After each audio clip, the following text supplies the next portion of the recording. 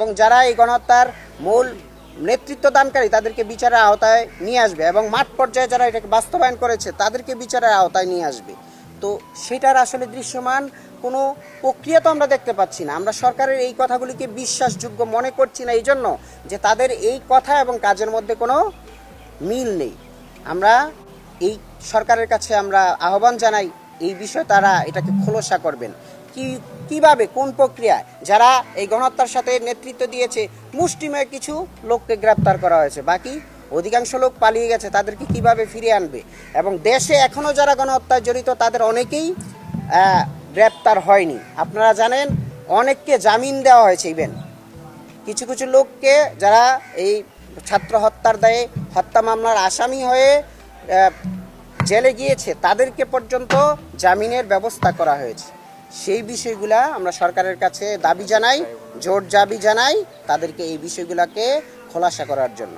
দ্বিতীয় হচ্ছে এই গণহত্যার বিচার যে শুরু করবে, সরকার বলেছিল জানুয়ারির মধ্যে দ্বিতীয় ট্রাইব্যুনাল গঠন করে দ্রুত এই বিচারকে তারা একটা সমাপ্তির দিকে নিয়ে যাবে, কিন্তু আজও পর্যন্ত জানুয়ারি পারে আজকে মে মাস, এই পর্যন্ত তারা দ্বিতীয় ট্রাইব্যুনালের কোনো কার্যক্রম শুরু করতে পারে নাই। এই বিচারটা কত দিনের মধ্যে কত বছরের মধ্যে শেষ করবে, এই যে টাইম ফ্রেমওয়ার্ক তাদের মধ্যে থেকে এখনো পর্যন্ত কোনো ঘোষণা করা হয় নাই।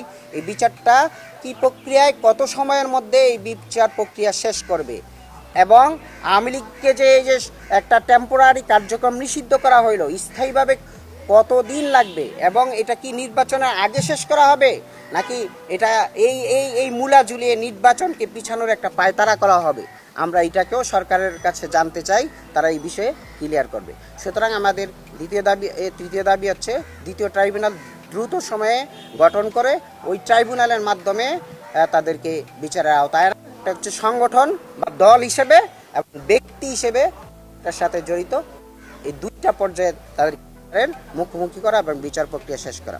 জুলাই ঘোষণাপত্র হচ্ছে এই বিপ্লবের প্রাণ। এই বিপ্লবকে যদি আমরা রক্ষা করতে চাই বা গণঅভ্যুত্থানের স্পিরিট রক্ষা করতে চাই, সেখানের তার বৈধতার প্রয়োজন। এই জুলাই ঘোষণাপত্র হচ্ছে তার বৈধতা।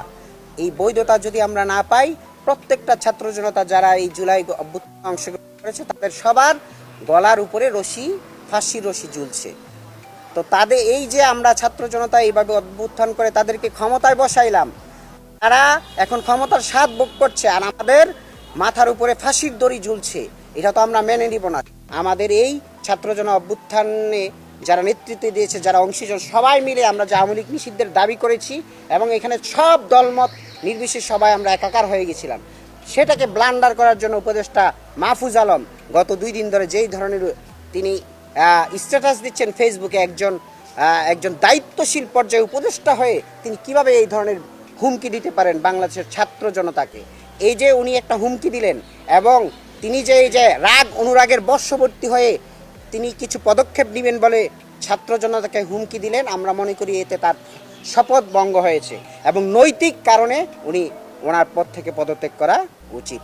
সর্বশেষ আমরা বিপ্লবী যে জাতীয় সরকার সেটার রূপরেখা আমরা আগেও আমাদের আমাদের 9টা দফার ভিত্তিতে আমাদের সংগঠন প্রতিষ্ঠিত হয়েছিল, সেখানে আমরা দাবি করেছিলাম, আজকে আমরা সেই দাবি করি যে এই সরকারকে ভেঙে দিয়ে প্রফেসর ইউনূসকে আমরা, যেহেতু উনি একটা আমাদের জাতীয় সম্পদ, ওনাকে আমরা যথাযথ সম্মান দিয়ে বাংলাদেশের যে অগণতান্ত্রিক এবং ফ্যাসিস্ট আওয়ামী লীগের দোসর রাষ্ট্রপতি চুপ্পু আছে তাকে অপসারণ করে ডক্টর ইউনূসকে রাষ্ট্রপতি হিসেবে নিয়োগ করা হোক এবং এই সরকারকে ভেঙে দিয়ে সেখানে যথাযথ প্রক্রিয়ার মাধ্যমে একটা বিপ্লবী জাতীয় সরকার গঠন করা হোক।